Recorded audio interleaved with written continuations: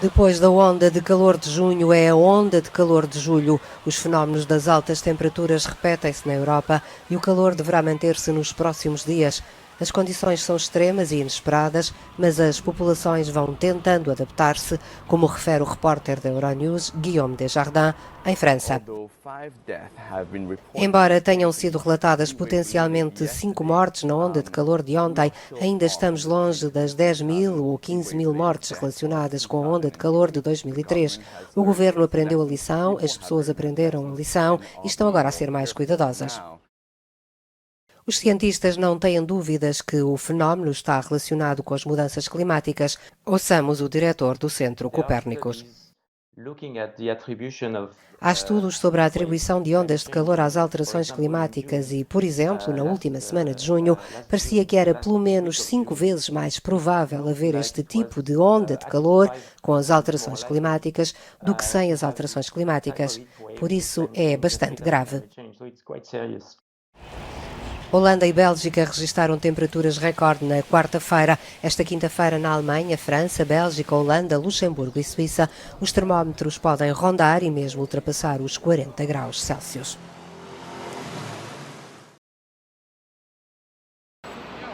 A Comissão Europeia decidiu apresentar queixa no Tribunal de Justiça da União Europeia contra o Governo de Espanha por incumprimento da diretiva sobre a qualidade do ar em algumas cidades.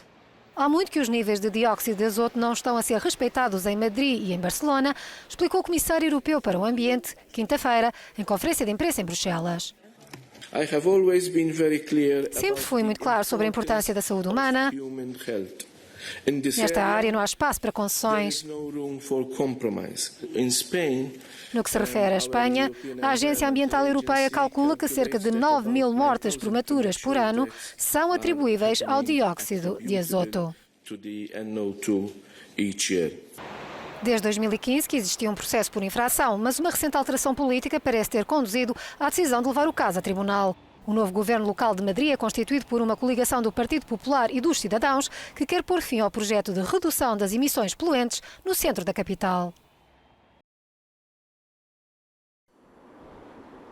Em Novosibirsk, na Rússia, o fumo adensa sem perspectiva de passar. Percorreu centenas de quilómetros ao longo da Sibéria, vindo de outras zonas da região onde os incêndios não dão tréguas e começam a ter efeitos na saúde da população local. Renat Diagudin, do Centro Hidrometeorológico de Novosibirsk, explica que o fumo não desaparece, porque o tempo está muito seco e os ventos estão muito fracos. A poluição na cidade tem levado várias pessoas ao hospital. Foi o caso de Raisa Brovkina, que, devido ao cheiro muito forte do fumo, se sentiu sufocar e ficou tonta. A ameaça dos incêndios e da poluição já levou ao corte de estradas e ao cancelamento de voos.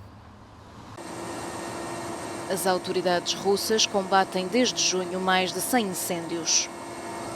No total, estes fogos, que os cientistas consideram sem precedentes, já afetaram mais de 2.300 milhões de hectares do território russo, uma área superior à do território de Israel.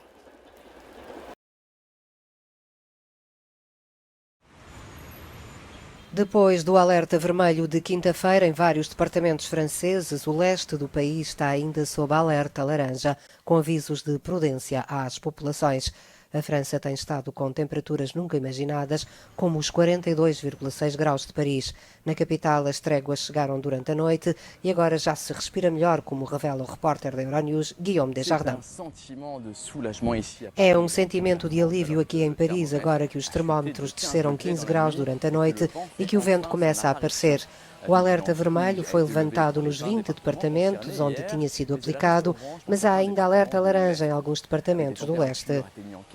Com temperaturas de 42,6 graus em Paris, um recorde absoluto, os serviços de urgência receberam mais 20% de chamadas telefónicas do que é habitual e continuam em vigilância máxima, pois os sintomas de desidratação podem ainda surgir 48 a 72 horas depois do episódio de canícula.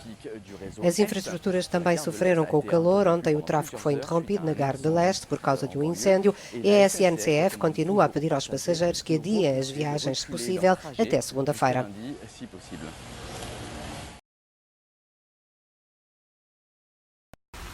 As consequências das alterações climáticas ficaram bem visíveis nos últimos dias no centro da Europa.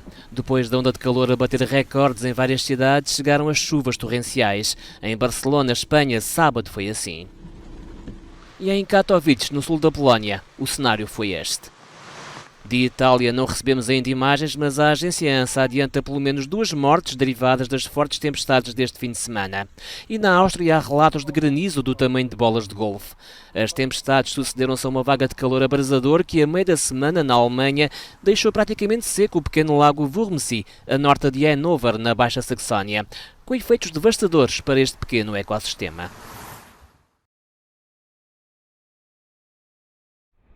A onda de ar quente, que nos últimos dias fez os termómetros na Europa atingirem máximos históricos, está a derreter os glaciares na Groenlândia e a preocupar os especialistas. Segundo a Organização Meteorológica Mundial, os fluxos atmosféricos estão a transportar o calor de África para o continente europeu e para a Groenlândia, provocando o aumento drástico da temperatura. De acordo com a Agência das Nações Unidas, os glaciares da Groenlândia estão a derreter a uma velocidade sem precedentes.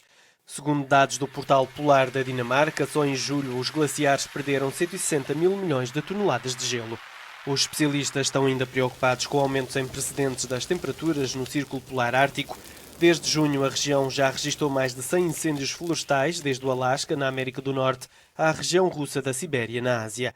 Segundo a Agência Federal Russa para as Florestas, as chamas já lavraram mais de 2 milhões e 300 mil hectares.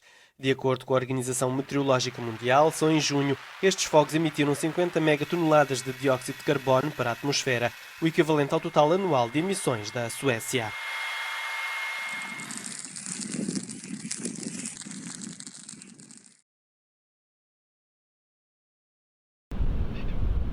Ao longe, a costa da ilha de Henderson mantém feições de paraíso. Ao perto, o cenário é este. Toneladas de plástico nas praias daquela que já foi considerada uma joia do Pacífico, classificada pela Unesco como Património da Humanidade, pela riqueza da biodiversidade. A ilha de Henderson foi posta nas cartas marítimas pelo navegador português Pedro Fernandes Queiroz em 1606. Queiroz chamou-lhe na altura a Ilha de São João Batista, nome que manteve até ao século XIX, a altura em que os britânicos reclamaram o território. A ilha é desabitada, mas está em marcha uma ação de limpeza das praias. Uma tarefa inglória, porque o mar continua a depositar todos os dias mais lixo na costa.